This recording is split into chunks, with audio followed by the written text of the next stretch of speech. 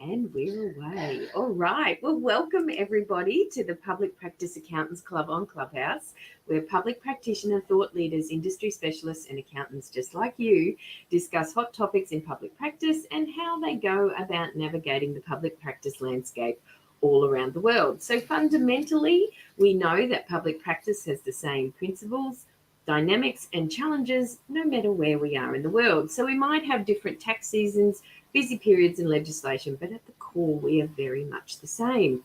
So, our room this morning, are you the owner of a public practice firm without a succession plan?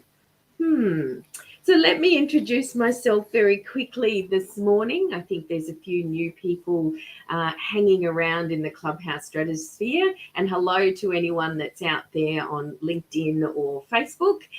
My name is Linda Steffens. I am an accountant and author and an introvert. Three things that I am very loud and proud about. And I've been hanging around public practice now for just over 30 years. Time flies when you're having fun. And my day-to-day these days is all about helping practice owners get the most out of their business, build the business that they really want to have, and particularly around helping them leverage advisory services and making that consistent income stream within their businesses. So that's what I do and hang out doing every day. But of course, my lovely co-host is here again with me this morning, Kylie Baxter. Good morning. Good morning, Linda, and good morning, everyone. So I guess a little bit different to Linda. I am on the tools. I've got a public practice firm on the not so sunny today Gold Coast. And we do all of the normal things. And I guess our point of difference is we're a completely digital firm. So that makes things a little bit fun. We have lots of opportunities, but also lots of challenges that come with that, with dealing with clients in that format, which is all sorts of fun and games. The topic today that we're talking about, which is, are you the owner of a firm without a succession plan, makes me a little bit uncomfortable, which is what we will talk about today and go through it. I'm very willing to share pretty openly and honestly about this one. Fun fact about me, I bought into my first firm when I was about 24. Yeah, so big steps. I certainly was one of the successors. Yes. is that the right term? Yes. So I think I've definitely traveled through all parts of this and now are at the other end. So it's really important to identify where you're at in your journey.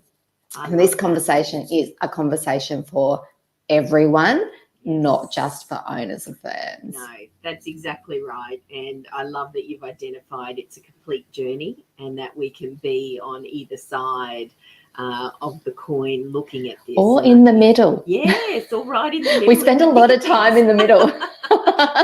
Yes, and I myself have been, through that whole journey and looked at either side as well. Yes, spent a lot of time in the middle. I certainly did as well. Okay, so before we kick off this conversation, just remember, everybody, we are a Queensland Public Practice discussion group, so you can get your CPD points and CPE points for listening in.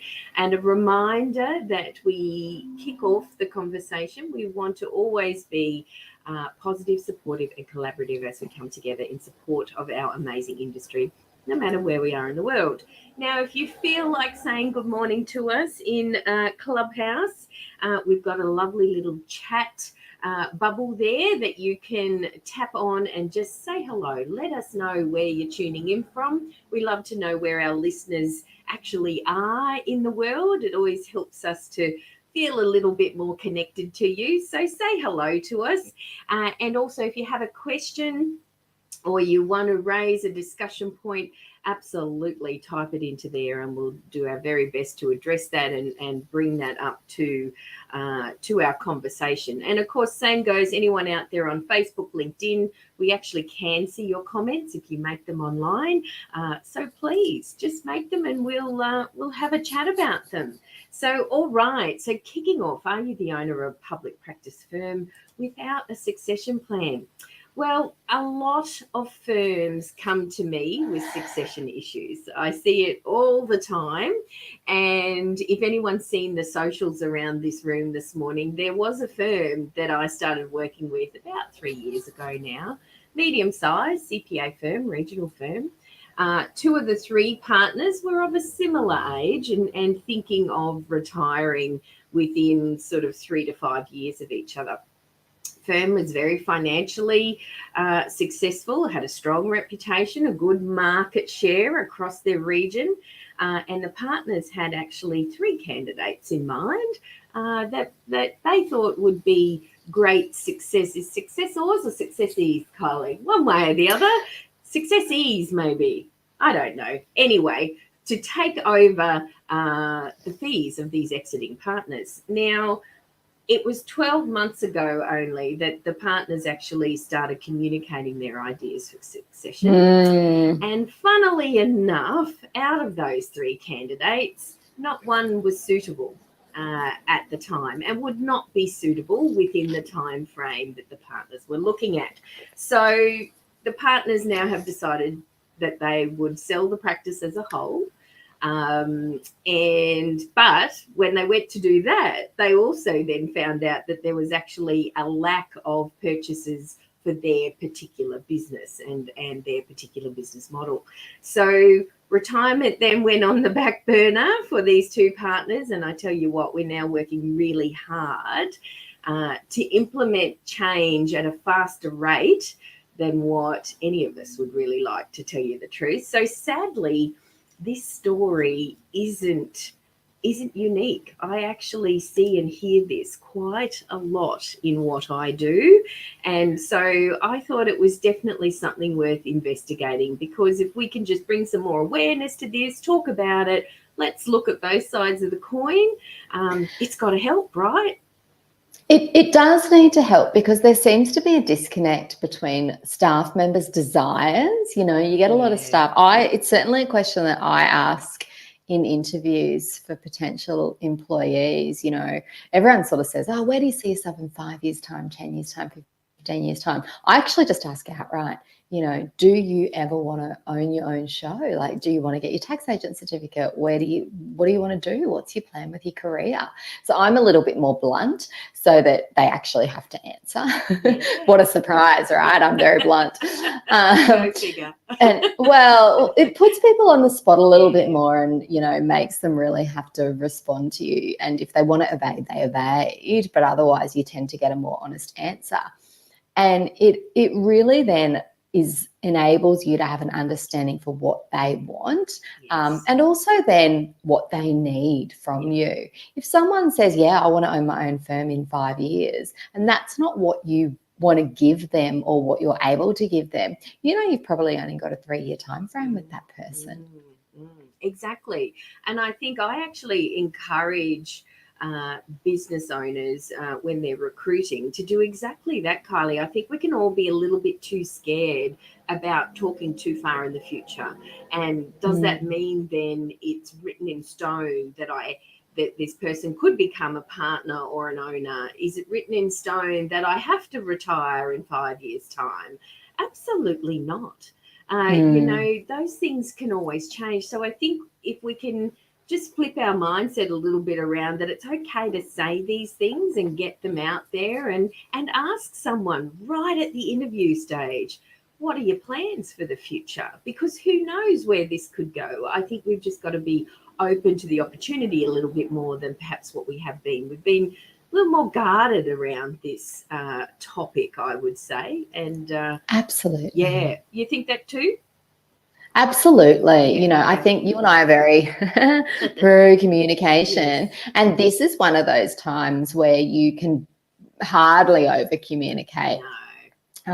It's really important to align your interests when it comes to succession, because everybody has to be working towards a common goal. You know, the example you gave of the firm that you were working with that sort of, you know, had these people in mind, I would say they assumed that those three candidates were going to eagerly jump and go, great.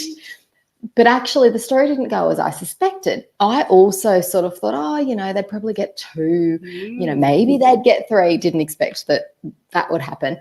But I thought maybe the disconnect there would be they wouldn't be able to get finance for the purchase, or there would be a disagreement about value. Yes. Now, I think that is a more common place, not that you get 0 from 3, Yes. but you'd get, people going, yeah, I like it.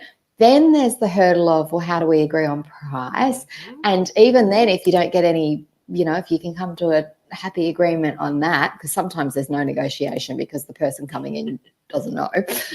Well, then it's, well, how do they finance it? Exactly. So there's all of these hurdles when Yes. it comes to a succession plan to deal with. It's not just like honestly, finding a husband's easier than this. Like, you just got married, Linda. Hang on, it took me the part of 30 years to do this. So no, I don't know that it is going. Maybe for some, yes. But I was just saying to my husband last night, actually, I love these chats because who knows what Kylie's going to say something completely off the wall. And well, tell him I said that. He'll love that. I will, absolutely. And so, yeah, what you were talking about in that 0 from 3, it was a combination of those things, though, Kylie. It was one, finance was an issue for definitely one.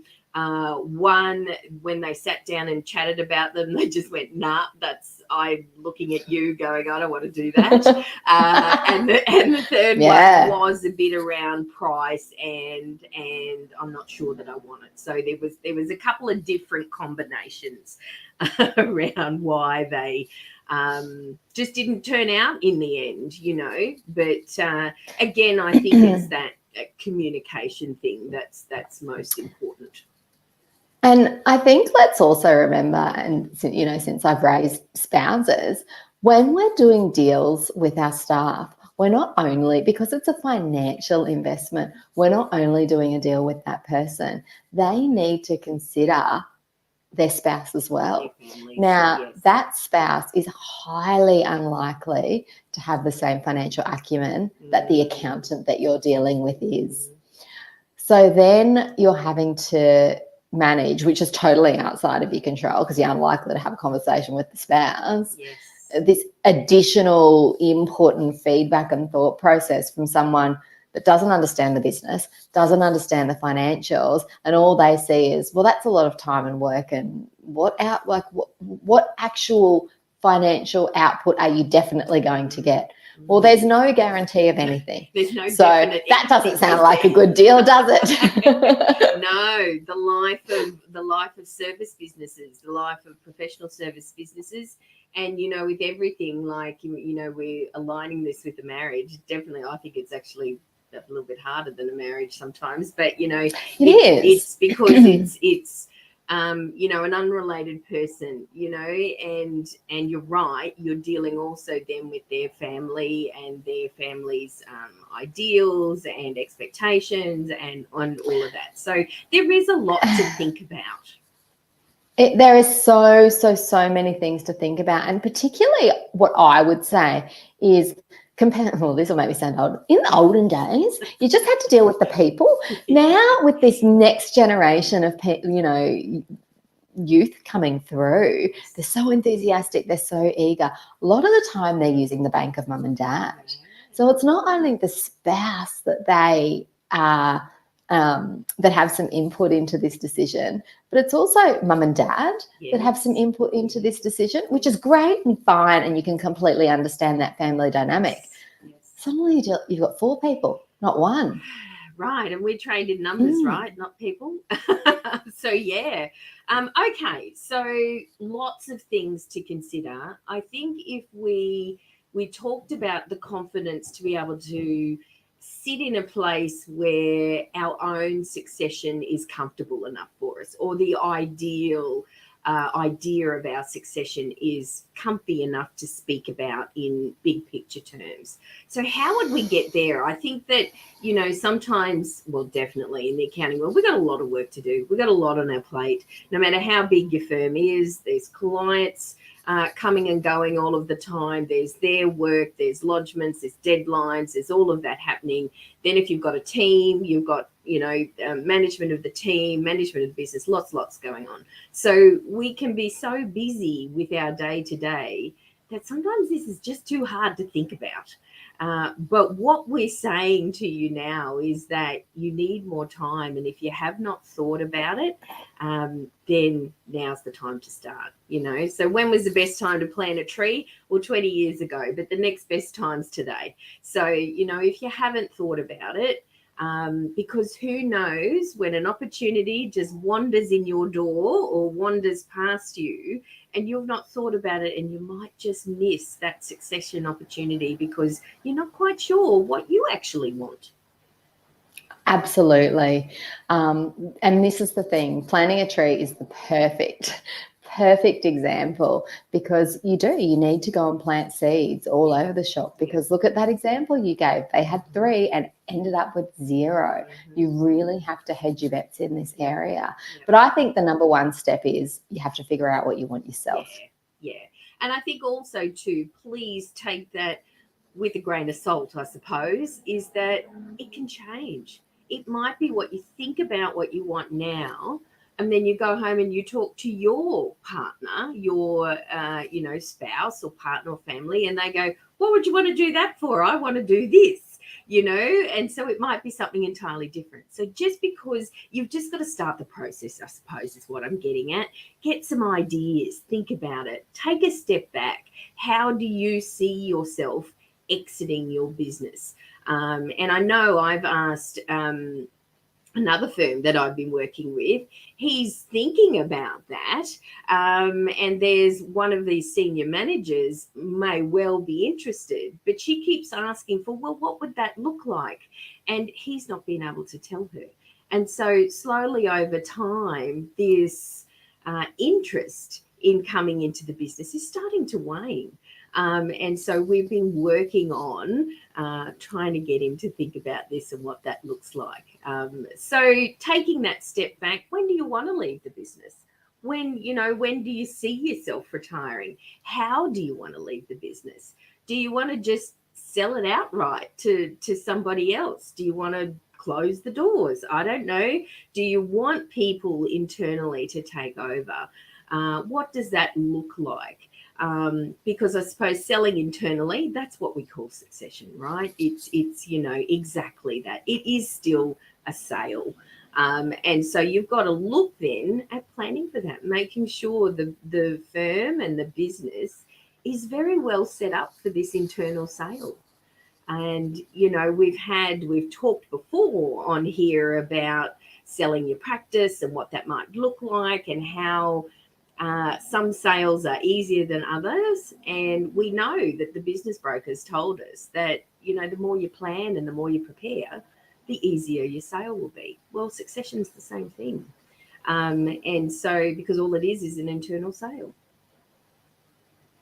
Exactly. Yes. So how do if you haven't thought about it, even if you're 2 years into your practice, even if you're, just starting out, you're young, you can't see yourself, retirement so far off, it's not funny. I still think you need to think about it. What does that look like? So if that opportunity does pass you by, you've got something to talk about, and something to at least chew the fat over, as it was with that opportunity to keep the conversation going, is where I'd go with that. How does that sound, Kylie? Does that sound like a reasonable approach? Yeah, I always think of it like, if we fast forward the clock to however many years it is until we want to stop doing what we're doing, and it was today, how do we feel? Yeah. What level of panic are we at? Yes. And then how much do we want to rewind the clock to get to where we need to start sorting things out? Yes. And that's going to differ depending on the size of your firm, whether you've got existing business partners, the kind of business that you run, your location. Like there's all these things that are going to differ. For some people, they'd be able to sort this out in a couple of years. For some people, this is going to take 5 years. For some people, they might be able to sell out in 6 months. Like who really knows? But that's what I always think to myself. And this is an evolving thing, right? When do I want to stop doing what I'm doing? And at what level of panic? Generally, it's about a 100 out of 10, just so you know. What level of panic do I feel? High, high, high. Okay. How far back do I have to reverse it? And then when should I have started planning? Now, from my perspective, I've always got a succession plan of some description. My good succession plan has recently changed, which was also a 100 out of 10 anxiety / annoyance / all of the above level, but that's okay because change happens. And I've had to enact plan B, and that's okay as well. So with succession planning, don't put your eggs in one basket, because what you are doing, the only person that we can actually rely on is ourselves, right? So with succession, you are relying on other people, and until the deal is done and the ink is on that paper, although that would never happen in my office because we're digital, you really need to make sure that your eggs are not all on that one person or those 2 people or just those 3 people. It's all very well to go, we're working towards this, I think this, it's all good, but you can't be married to that. No. I'm working with a few clients at the moment in service industries, and they're great size firms. They've got someone coming through that will buy in, and I keep thinking, but that person's single at the moment. What if they meet someone and then they want to travel? Or what if they meet someone and then they want to have a family? Or what if they get sick? Or what if this, or what, like there's so many things that could happen that we really need to make sure that we're hedging our bets. So as well as having one succession plan, I would encourage you to at least have an option B. Absolutely. And I think then it's a matter of, what makes succession, successful, I suppose. What are the key areas that we should perhaps have a look at? And you mentioned before about there's 2 sides to the coin here. There's us wanting to succeed, let's say we're the owner, and then there's, do we have these candidates to succeed too? And you actually need to, just like when we're working with clients, we've got to, dial up our empathy and stand in their shoes and try to understand what's going on. So do 100%. We need to do this for our successees, if we're calling them that, the people coming through. So what interests them? What's going to make them want to think, this is a business that I really want to be part of? What are the drivers, Kylie? Now, you're a bit closer to that cold face than I am, so I can see you smiling away wanting to say something. So tell me. I was laughing because this is like accounting 101, like the first thing you learn at uni, principal and agent theory. Let's align our interests. Look, I think it's about what do we have that they want, and this is going to differ depending on the person and the personality. Some people want the title. They just want to be a business owner. They want to be a partner. Yep. That's what makes some people tick. And I'm not going to comment on whether that makes them a better or a not so good business partner, because it doesn't matter, and it depends. It's motivation. Yeah. Some people see that as the pinnacle of their career. So it's like the top of the mountain. When they get to the top of the mountain, that's where they'll be, and that's it. Like it's just like keeping on climbing, and that's the pinnacle. So that's it for some. Some people really genuinely care about their clients. They get invested in business, and they think, when I'm a business owner, I'll be a better accountant. They're the ones I really personally like, because I think they think owning a business themselves will better their profession. So I really personally like that. Mm-hmm. But look, there's a lot of different things that make different people tick. Yes. And it's about identifying in yourself what strengths and weaknesses you have. And for me, I personally look for someone who has strengths where I have weaknesses. Yes. Now, what that means is you have to be quite self-aware, which is quite uncomfortable and not something we all like to do, No. myself included. But if you are a sole practitioner, or even if you've already got partners, it's likely that you've got some weaknesses in yourself or in your partnership. We all do. So it just makes perfect sense to do some sort of skills matrix and go, well, what do we still need to bring to the table? Absolutely. And I think that's the thing. So all of those things that you just talked about there, money didn't come into it right then and there. So, looking at this and going, it absolutely is more than money. It's more than a return on investment. Particularly, I think we're seeing this with the generational change coming through. That it must be a successful firm, it must be a good investment, but is that what driving our decision? Probably not so much now.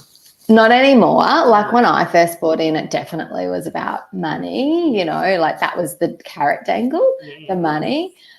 These days, like, you have to be making money. Like, who'd be in business and not make money? That's crazy, especially in accounting. Like, like we're accountants, let's make some money. Yes. Like this business is too hard not to make money. Like we work too hard not to be making money.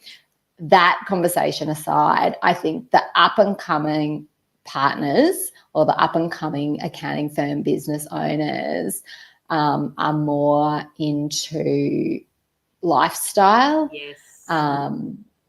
work-life balance, making a difference, making sure that there's profit, definitely remuneration, but almost that everyone is remunerated properly for the work that they put in, for the work they want to do. I think at the moment, absolutely. I think at the moment, barriers to starting business are so low. So we're getting our people coming through, looking at our businesses, critically looking at our businesses and going, why would I want to be a part of that and have to deal with some of these legacy issues that might be hanging around when I can go out and do my own thing? And this has happened a lot of times too. And we're actually seeing it in that firm that I mentioned, that case study. We've now just found out that one is actually doing that. So, you've got to then take a critical look. You mentioned self-awareness about yourself and your own strengths and weaknesses. Take a critical look at your business as well. How are you doing things there? Are you being innovative? Are you open to change? Are you open to other people's ideas? Are you able to let go? What does that look like? Because that's a whole nother ball game. People aren't necessarily going to buy into your ideal. Succession is about others, not just you. Actually, it's probably more about others. Well, absolutely right. Like the idea of having a succession plan is about, it's exit strategy, right? Yes. How do I get out of this thing? And not only how do I get out of this thing, but how do I get out of this thing with my clients still looked after? How do I pass the baton, so to speak? Because otherwise we could just, succession plan, let's just close. That's a good succession plan. Exactly. I'll just lock the door and throw away the key. Don't come back to work the next day. That's fine. Well, that's an option. It definitely is an option. Every option has its consequences, but it's definitely an right? option. That's an option. Let's blow up the world. No problems. But really, really you want to pass the baton, because financially, that's going to be the best thing for you. That's going to be the most professionally viable and sensible option for your clients as well. And it gives someone else, most likely in the next generation, a great opportunity. Yes. So that's what I call a win-win succession opportunity. Absolutely, because I know starting, it's we go into business with all these romantic ideals of what we're going to do and how we're going to do it. We're just going to hang out our shingle and the clients are just going to come. Well, it's not that easy, So starting a business from scratch is hard yakka. And so when you mentioned about, having an established business, one that has ongoing clients and ongoing revenue is an amazing opportunity for somebody coming through.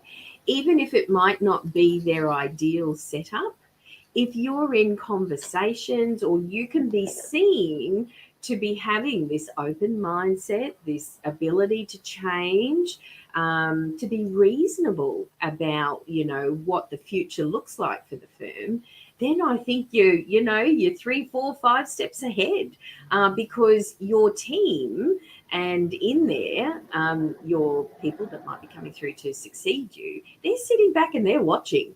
They're just watching. And if you're not talking about this, communicating it, leading the way with some of these traits and how this firm might go into the future, well, I guarantee they're going to start looking outside of the firm. I agree. 100% I agree. Particularly those ones that want to, that really want to see that, like you said, partnership is, or owning a business is the pinnacle of what they want to do in their career. Yeah, like most firms, I'm pretty much running a constant recruitment campaign at the moment, because that's what we do these days, because in 2022, the number of applications that I get saying I'm seeking future partnership opportunity, I reckon of my senior applications that I'm receiving, it would be a good 30% of them that openly say that. Yeah, absolutely. That's a drastic shift from 5 years ago. Yeah, wow, okay. So they're looking for the next step, and it would then say that says that the industry is sort of got the foot on the head and saying, we're either not talking about it, we're not open about it, or we're not open to it. So, something's going on in the industry then, Kylie, do you think? I don't know. Like I've had, me, I just ask people stuff. Yeah. So when I sit in interviews with these people, I'm like, why wouldn't you just go out on your own? Because as you and I have openly said, and it's obvious, the barriers to entry are like, $100. Like it's set up your own accounting firm. It costs nothing. Like why wouldn't you do it? If you got the sheets of paper, off you go. And the feedback that I've been given is I don't want to. I want support. Yes. I want staff. Yeah. I don't want to start again. Yeah. I don't want to have to choose software. I don't want to reinvent the wheel. I want existing clients, good relationships, good work, processes, procedures, blah, blah, blah, and I'm willing to pay for it. Yeah, great. And I was like, ooh, it's basically like revenue stream. Yes. One person, and they'd come from a bit of a financial planning background, said it's like trail. Yeah. You pay for trail. Yes. And I was like, okay, yes, I understand that. Yeah. Yeah. So that's what people are looking for. So you're hearing it you're seeing it in resumes, you're talking about it in recruitment interviews. That's what's out there. So whether we realize it or not, that's what's going on. And so I think, if we can get out thinking about what is our exit plan, what does that look like, and then start communicating it, even if you're a sole practitioner and you just start talking about this with your family or with other associates or, networking or things like that. It's just a matter of you getting comfortable with it. And then, it won't take very long. Then if you do introduce a team member or you do have team members around you, that communication will start to flow through to different conversations at varying levels. So I think, that's the most important thing, is to just start.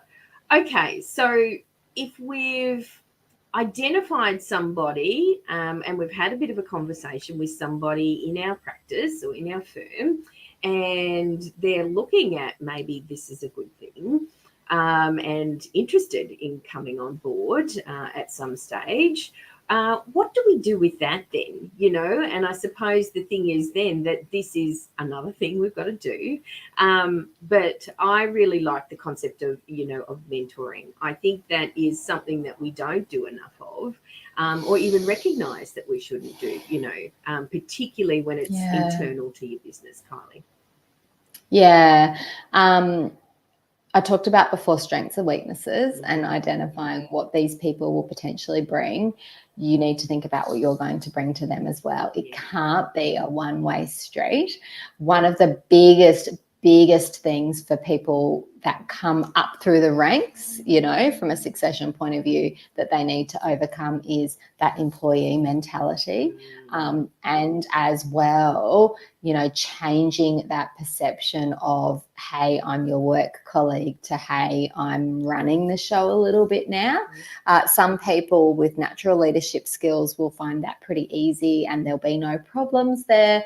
Some people struggle really badly with it to the point where they just can't do it.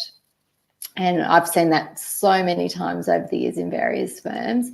And it becomes very, very difficult, not only for that person, for the other partners, and for the staff. And it can create a lot of cultural change and imbalance.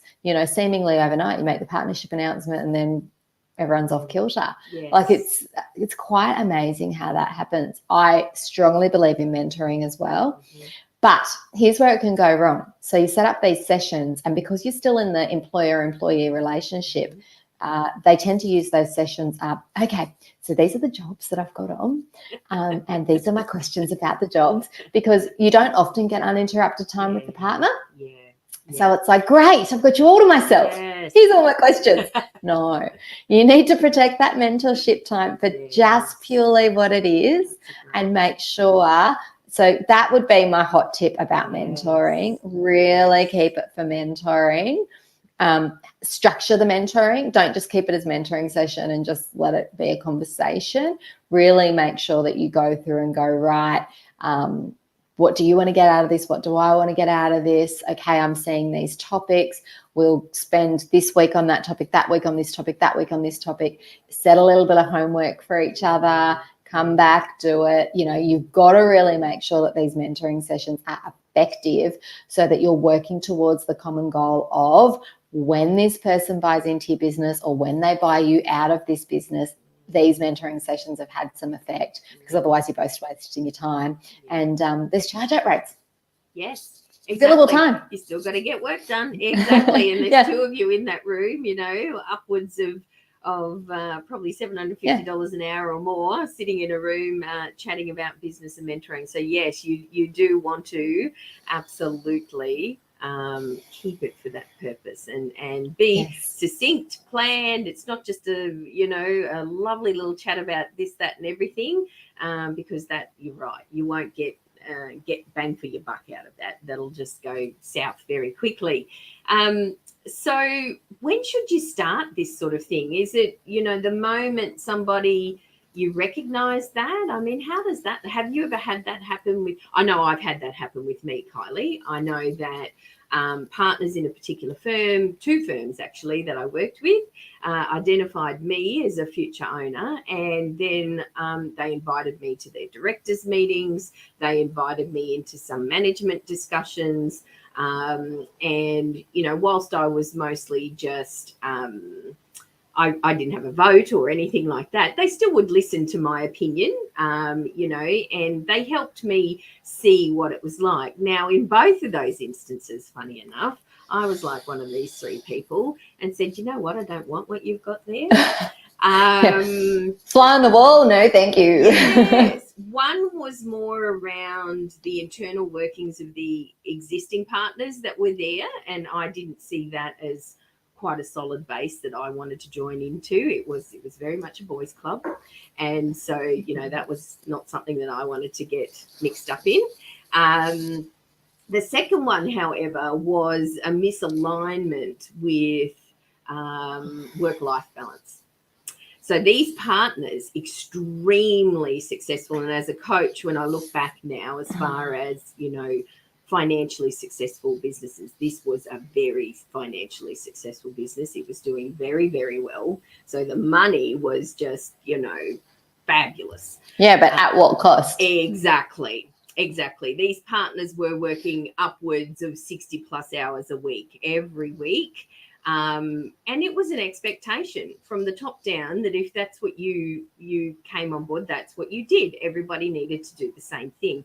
There was no flexibility around what that looked like for somebody who didn't want to do that. So that was a very fast and quick, no, thank you very much, that's not me. And I went on and did some other things in that practice. But yeah, so it's very interesting. How soon do you start involving somebody in mentoring? What does that look like? Have you had that happen with you? Well, clearly you must. Yeah, absolutely. And I think that's generally the trend, have the conversation, get people involved in some managerial decisions, discussions, those sorts of things, give them a taster, see what they like, make sure you align your interests and, go from there. From a business owner's perspective, I think there's lessons to be learned from what you just said. You want to show people transparently what this is like.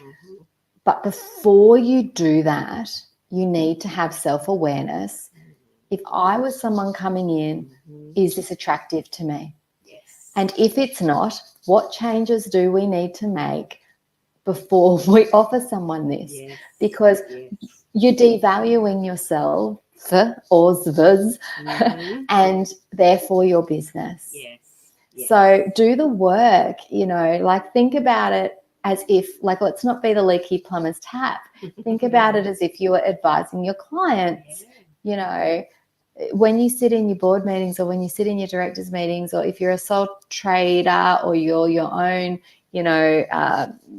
director, do you have a sounding board that you go to? Ask them, what does my business look like? Where could I improve here? If I was asking someone to buy in, what are the pros and cons of coming into this business? But being self-aware is so important, because then if somebody doesn't want to do it, you're less likely to be offended, hurt, all of those sorts of things, and surprised. And you can do a bit of patchwork before you get there, to increase the chances of success, which is the common goal. Absolutely. And I've just, as you were talking about that, I just thought of another example of where that happened. This was a client situation for me at this time. I was already into the coaching environment by then. Similar thing. The practice was financially very good, but the existing partners, not a lot of work-life balance. And I remember the conversation with the senior partner going, I can't understand why these young kids don't want this money. You can't get this return on investment anywhere. And for me to actually say, well, they don't want to be you. They look at you and either go, I can't be them.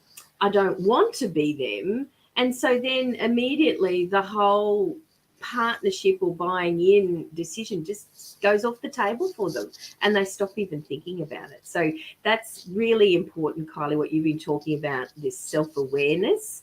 And actually, if you find that, and that's not easy for us to do, is to have a very good look at how we're doing things or our business. And sometimes we can just be way too close to things to even be able to see it.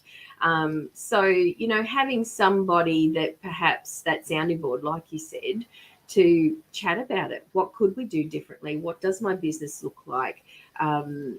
Is well worth the effort and the time in doing that, because what you can understand from this conversation is succession is just not a click of your fingers and it happens.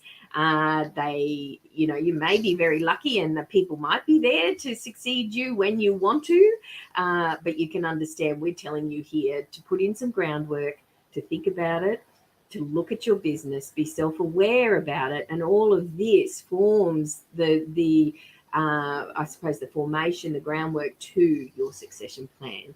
And if it's not quite maybe what others would look at now, well, then you start working on that, just small steps at a time. You know, we're not saying you've got to change things overnight, do it all at once. It's just slowly and surely, because I guarantee that the people watching you, if they are interested, start to see you move in that direction, then their interest will get piqued again. It's like, oh, look, Linda's changing that. Oh, she listened to my suggestion. Oh, wow, look at that. Maybe I am interested again. Yeah. So, yeah, there's work to do here, I suppose, is what I'm saying, Kylie. Yes. Yes. And do you think we have to? I think I just want to go back to that one point. It's just the last little point on my notes about spooking team members.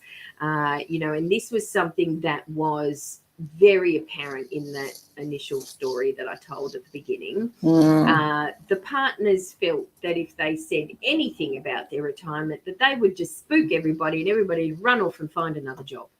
Do you think that's the case? Depends on how they do it. There you go. Great answer. Yes. I think if you leave it too long and all of a sudden it's too big a change for people to accept, like, oh, by the way, June next year I won't be here anymore, then it does unsettle people. So I think smaller bits over a longer period of time probably helps, right? Yeah, like when I turn 65, my intention is that I'd like to spend some more time with my wife and we'd like to travel. Oh, yeah, when are you 65? Oh, you know, my birthday's in June, but next year, oh, yeah, okay. Righto. Exactly. So a very just, you know, easy does it sort of conversation, but and maybe not all at the same time. No. and funnily enough, in strategic ways, right? You know, strategically placed. Planting of the seeds, you said before. So it's very much planting of these seeds. I think it's very important. Okay. Well, I think we've probably said everything that we need to say this morning. I don't know about you, Kylie. I'm done. You're done? We're good. Thanks, everybody, for tuning in. Great chat again this morning. Some groundwork to do if you're a public practice owner without a succession plan. So I hope you all get onto that in the coming weeks, or something to think about anyway. So our next room, next week, Wednesday, 30th of November, Kylie and I are talking about another topic that might make us both a bit uncomfortable. Is your business partnership going to split? And are you sure? So, you know, I think these things, yeah, who can be sure about anything, right? So these things, you know, we often deal with these situations with our clients, but what happens when it happens to us? So I think that's another great topic we can sink our teeth into. So hope everyone has a great week. Enjoyed our chat this morning. Thank you, Kylie, once again. Thank you, Linda. You do all the work. I just show up. You're an awesome, awesome person for organising all of this. Thank you. We must be coming to the pointy end of the year. Do we want to share how we're going to wrap up 2022? Absolutely. So we've got a few more weeks in front of us yet. So let me get, you put me on the spot now. I don't have that open. Sorry. We've got a number of topics still coming up. They're listed in Clubhouse. All of the ones up until the 14th of December is where we're heading towards. Okay. So we've got a few more weeks yet. And some good topics coming your way. So we're also in the planning stages for 2023. So if anyone has absolutely any suggestions for topics for us to talk about, please connect with us on LinkedIn, message us, send us an email, do whatever you'd like to do, because we want to help. We want to talk about stuff you want to listen to. So, you know, let us know. Anyone wants to come and be a guest, also share with us, have a chat. Please also get in touch. We would love that. Absolutely. Because I think the most valid stories, the most stories that, you know, we learn the most from are when we hear it from, you know, people that are actually doing it. I love hearing from you, Kylie, and, you know, we couldn't do this without you. You are still in practice and that helps immensely. I've been around the traps for a long time and I've seen a lot of things, but, you know, when you're right there at the coalface, that's a perspective that we can't ignore. So, you know, if anybody else wants to help us and give their perspective, we'd be very open to that. So that'd be wonderful. Absolutely. All right. Have a Thank great you, week, everyone. everyone. See you later. Bye. Bye.